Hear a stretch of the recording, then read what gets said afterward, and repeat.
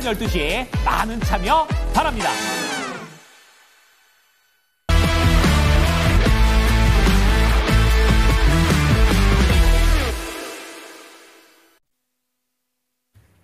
네, 풀의 시선으로 함께하겠습니다. 레몬 리서치 김민수 대표 나오셨습니다. 안녕하세요. 안녕하십니까. 네, 좀 재미없는 시장이다 앞에서 김영희 전문가도 얘기해주고 있는데 어떤 부분 중요하게 오늘 점검하면서 시장 봐야 될지 주제 먼저 공개하겠습니다. 네, 저도 오프닝에서 반도체 섹터 언급을 드렸는데 이번 주 향방 가장 궁금하시지 않을까 싶어요. 네, 달리던 반도체주 흔들릴까라는 부분에 물음표를 달고 있습니다. 마이크론 때문에 금요일에는 웃었는데 지금 월요일장에서는 다시 울상을 좀 짚고 있습니다. 이게 마진 우려가 좀 있더라고요. 그렇게 되면서 마이크론의 주가가 많이 빠졌고 네, 이런 부분으로 인해서 정말 잘 가던 반도체 쪽에 찬물을 또 끼얹는 건 아닐까라는 생각들 하고 계실 것 같은데 과연 그럴지 아니면 오히려 반대급부에 또 매수의 기회로 삼아야 되는지 한번 확인해 보겠습니다. 마이크론이 어떻게 된 건가요? 저희 금요일에는 좋은 줄 알았는데 그게 아닌가 봐요?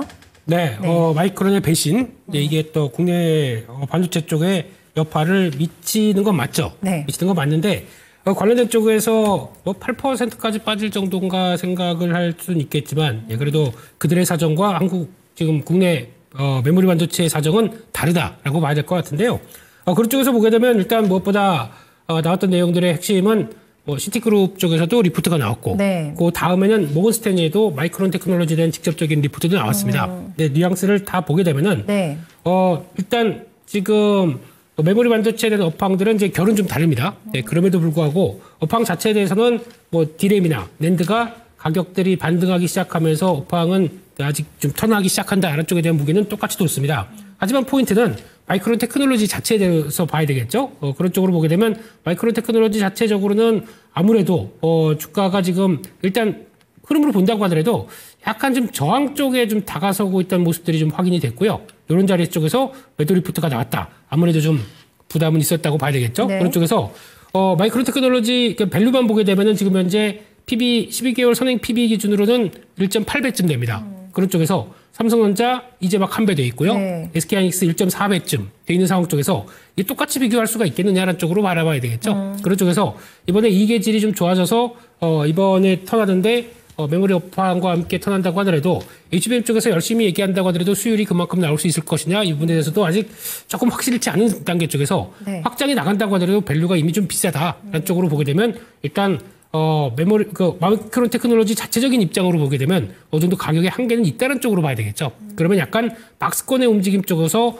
상단부를 좀 테스트하는 정도까지 좀 볼 수 있을 것 같은데 그럼에 비해서 시장 점유율 3위 업체와 네. 1위 업체의 차이가 좀 있을 것 같고요. 그리고 메모리 업황이 돌아간다라고 하게 되면 삼성전자 같은 경우는 가장 수혜를 보는 측면들이 높을 텐데 그에 비해서 이제 PBR 한 배다라는 쪽으로 보게 되면 그거는 마이크론 테크놀로지 자체적인 문제고 네. 우리는 그에 해당되지 않는다라고 봐야 될 것 같고 또 똑같이 HBM 관련된 쪽으로 보게 되면 마이크론 테크놀로지가 이제 올해 말쯤 되게 되면 시장 점유율 20%까지 들어올 것이다라고 얘기는 하고 있지만 그래 그건 좋겠는데 수익성은 이내 네. 수율 그만큼 나오니? 라고 했을 때 아직 답을 못하는 관점들이겠죠. 그런 거 봤었을 때 벌써 앞서가고 있는 SK하이닉스와는 다른 모습들을 보일 것이다 라고 하게 되면 그게 오히려 차별화가 되는 조건 중에 하나가 아닌가 생각됩니다. 그래서 일단 삼성전자를 본다고 하더라도 지금 최근에 움직임 보게 되면은 일단 단기적인 저항권이 하나가 들어오는 흐름들이 이어지다 보니까 61,500원대 중심으로는 단기적으로 좀 속도 조절이 나올 수는 있겠지만은 네. 그렇게 되면 고점에서 약간 고민하는 모습들이 나올 수 있겠지만은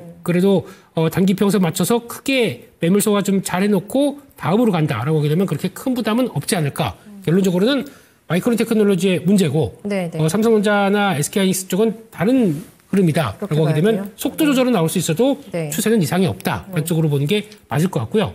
게다가 지금 시장은 오히려 또 플러스가 나네요. 네, 이런 쪽으로 본다고 하게 되면 삼성전자가 쉴 때 그러면 다른 종목들의 섹터나 흐름들이 그동안 좀 고생했던 섹터들이 네네. 또 반전의 기회가 나올 수 있겠다 이런 것도 한번 생각을 해봐야 되겠죠. 그런 쪽으로 보게 되면 오늘 현재 지금 시장의 픽 선택을 받은 쪽들은 자동차입니다. 현대차가 지금 오랜만에 강하게 움직이기 시작하면서 네네. 지금 현대차를 미리 작업은 미리 매수세는 좀 들어오기 시작했었어요. 지금 보게 되면 지난 한 3월 달 원래 3월 초부터 매수가 좀 들어오기 시작했던 부분들이거든요. 네네. 이런 쪽들이 그동안에 현대차를 보게 되면 한 주봉으로 봤었을 때 이런 단계, 그러니까 작년에 한 10월 달 이후부터 중요한 지지권 이탈할 때부터 외국인들이 계속 줄여놨던 모습들입니다.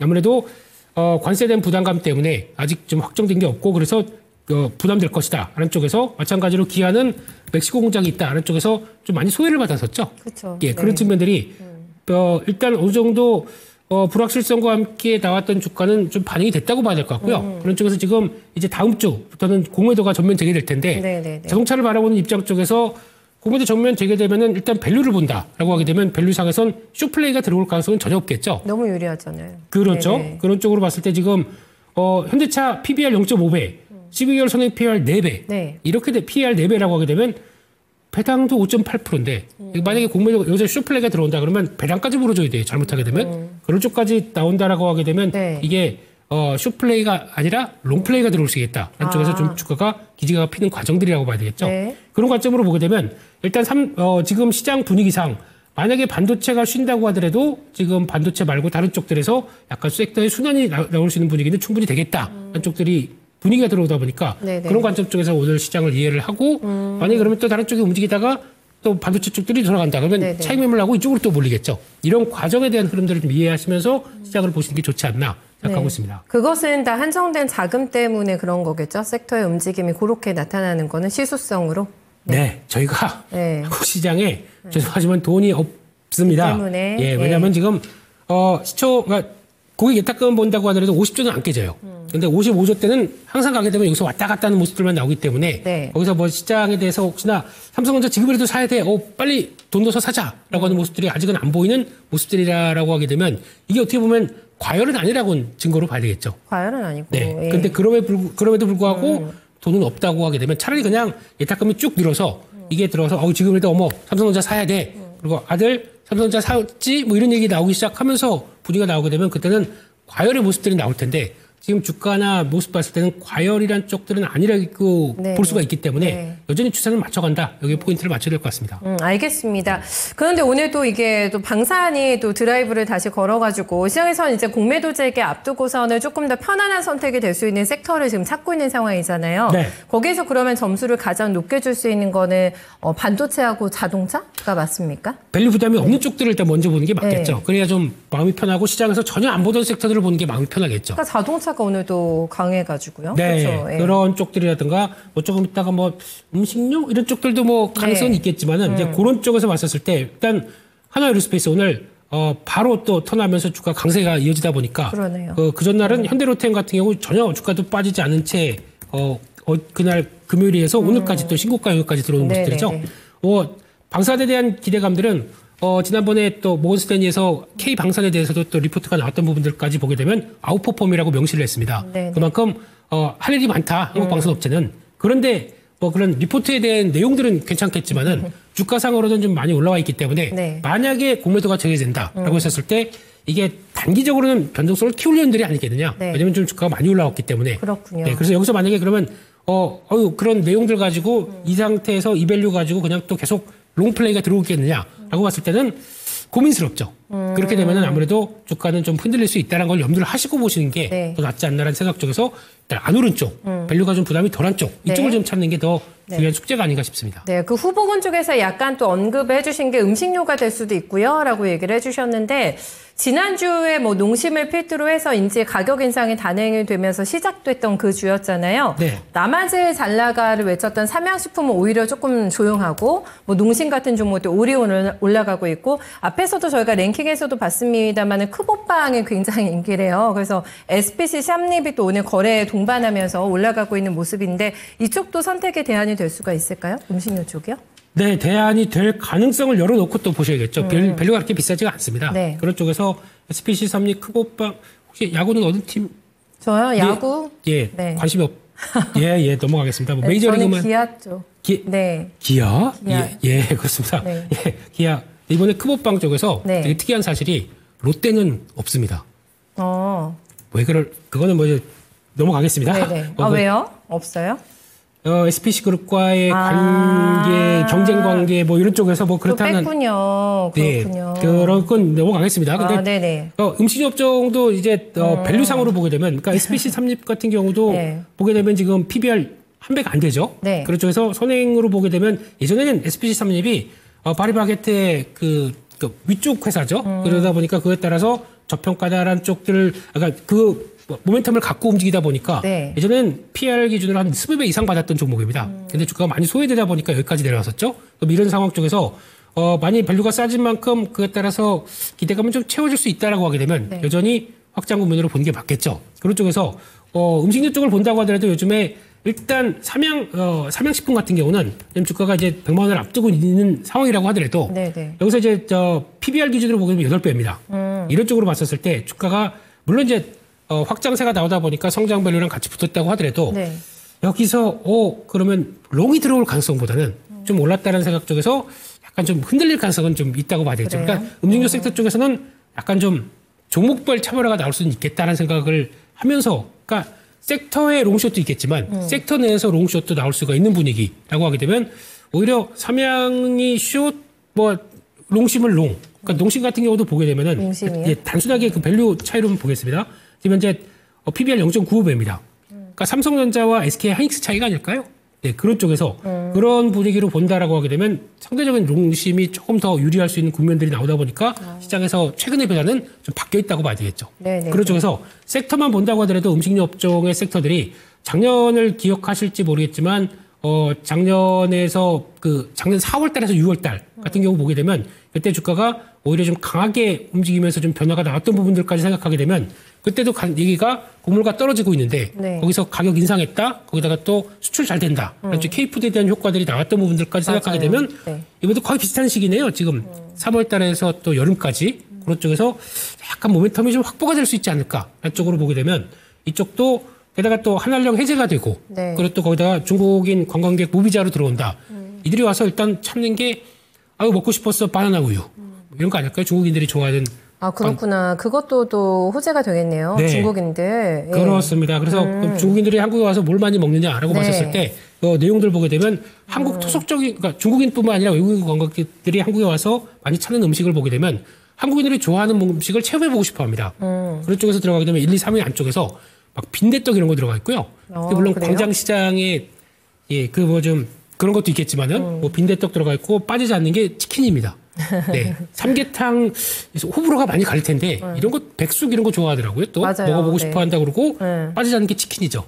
우리나라에 치킨 관련된 쪽 성장되는 회사가 딱 하나 있겠죠. 그런 것도 성수기에 영향을 끼친다 그러면 네. 주가에 동력이 될 수가 있겠죠. 그런 쪽에서 음식료 쪽은 딱 두 가지밖에 없는 것 같습니다. 인기가 있는 게 뭔가. 네. 거기서 나올 수 있는 인기 쪽에서 외국인들이 좋아하고 수출 잘 되고 하는 이런 인기를 반영하는 음식료 sek터의 종목들. 네. 아니면 두 번째는 밸류가 싼 것들. 네. 이거를 좀 포인트 맞추게 되면 확실하게. 네, 음식료 쪽에 대한 대응은 좀 충분히 나오지 않을까 그렇게 생각하고 있습니다. 네, 알겠습니다. 교촌 F&B 얘기해 주셔서 보니까 주가가 괜찮네요. 거의 신고가 지점이기도 하고. 근데 이게 섹터별로 종목들 그 주가 위치가 굉장히 달라가지고 어떤 종목을 선택해야 되는지는 기준이 명확해야 된다고 얘기하면서 말씀해 주셨기 때문에 그런 부분 확인해 보시면 되겠습니다. 삼양식품은 100만 원 언제쯤 갈 것 같으세요? 네. 너무 어려운 질문을 던졌네요. 저한테 다트를 하나 주세요. 네. 찍는 게 더 빠를 것 같습니다. 더 정확할 것 같습니다. 네. 이거는 일단은 조금 이 상태에서 약간 좀 단기 또 물량 좀, 그러니까 공매도 재개가 됐을 때 네. 아무 이상 없나라고 보고 이상 없다 그러면 그때 올라가겠죠. 그런 쪽으로 봤었을 때 네. 오히려 만약에 들어온다 고점 그러면 주니까. 예, 네, 그렇죠. 들어온다고 그러면 그때 이제 분위기가 나올 수 있다는 점 보시면서 그걸 좀 보고 대응하시는 게 좋지 않나 생각됩니다. 네, 알겠습니다. 음식료도 얘기해 주시면서 중국인들이 와서 많이 먹을 것이기 때문에 또 우리나라 사람들이 많이 먹는 그런 음식을 또 체험해 보고 싶겠죠. 네, 그런 부분들 함께 언급해 주셨는데 한한령 해지와 관련돼서는 엔터가 YG엔터가 실적 때문에 지난주에 안 좋아서 조금 삐끗하고 있었습니다만은 한한령 해지 관련된 수혜주들은 꾸준히 지금 시장에서 보고 있는 추세인 것 같아요. 네, 그렇습니다. 지금 한한령 관련된 쪽에서 일단 오늘 움직임들, 그러니까 주말 사이에 나왔던 외교 장관 회담 쪽에서 나왔던 부분들까지 체크해 보게 되면 지금 분위기는 아무래도 이제 좀 더 한한령에 대한 얘기들도 좀 언급이 나왔었죠. 네. 나온 것과 함께 교류를 확대하겠다. 그런 쪽에 대한 얘기들은 아무래도 기대감이 높은 부분들이고 또 특별한 일이 없으면은 에이펙 정상회의 때 가을 때죠. 그때 네네. 시진핑 주석 방한한다. 그럴까요? 그러면 네. 약간 한 주일 정상회의까지도 마음을 아우를 수 있는 분위기가 나온다 그러면 기대감은 계속 나올 수밖에 없는 부분이겠죠. 당장 아까 앞서 말씀드렸듯이 중국 교류가 늘어나면서 중국인들 관광객이 늘어나고 네. 그러면 한한령 해제가 무드가 됐었을 때 나올 수 있는 변화를 본다. 역시나 기대감은 좀 높은 섹터다. 한쪽에서 보면서 오늘 보니까 엔터주들 다시 반응이 나오기 시작하는 모습들. 게다가 특이한 거는 네. 아까 보니까 아침에 호텔 신라 같은 경우도 움직이려고 그래요. 드디어요? 네, 이런 쪽으로 보게 된다 그러면 아무래도 이런 변화기 또 면세점 물론 면세점에 대한 과거와는 위상은 많이 바뀌었죠. 그렇기 때문에 그런 분위기도 나오고 있다 그러면 배달 체크해야 될 것 같고 게다가 화장품 쪽들도 다시 기지개를 피는 분위기죠. 물론 지금 국내 업체들이 지금 중국 쪽으로 지금 진입하는 게 과거보다는 많이 좀 위축됐죠. 중국의 로컬 브랜드들이 많이 살아났기 때문에 그럼에도 불구하고 여전히 화장품 쪽에 대한 기대감도 다시 살 수 있겠다라고 네. 되면 이런 분위기 쪽으로 봤었을 때 추세적으로 좀 변하는 분위기를 봐야 되겠죠. 그런 쪽으로 보게 되면 말씀드렸듯이 이쪽도 그러면 많이 올라서 네. 지금 기대감이 컸기 때문에 부담을 갖고 있는 섹터냐. 롱숏 자꾸 이 얘기를 들어서 죄송합니다. 다음 주부터는 이게 지금 가장 큰 화두가이기 때문에 체크해야죠. 네, 예. 그렇기 때문에 아직 성과는 나오고 있는데 너무 이제 방산이나 뭐 조선 쪽으로 많이 쏠렸던 분위기가 그게 좀 위축이 되고 이쪽으로 넘어온다. 그러면은 이쪽에 대해서는 또 다른 또 분위기 반전이 나올 수도 있다는 쪽에서 계속 또 체크를 해야 될 섹터는 맞겠다 이렇게 네. 바라보고 있습니다. 네.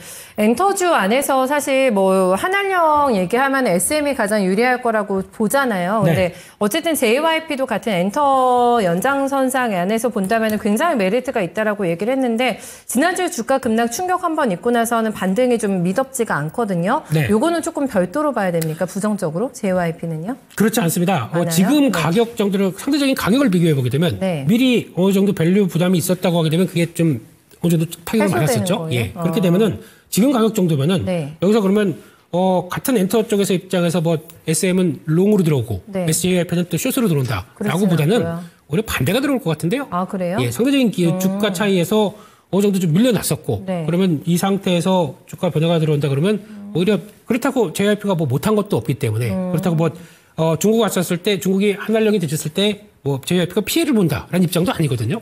그렇기 때문에 수준만 보게 되면 오히려 지금 자리 쪽에서는 다시 반전 시도가 나올 가능성이 높다는 쪽에서 거기 포인트를 맞추고 대응하는 게 네. 낫지 않을까. 그렇다고 뭐 JYP나 YG가 더 부정적이다 이런 것도 아니거든요. 그렇기 때문에 상대적인 눈높이 쪽에서 내려왔다라는 네. 쪽들은 회귀할 가능성에 좀 무게를 맞추고 되는 게 맞지 않나 싶습니다.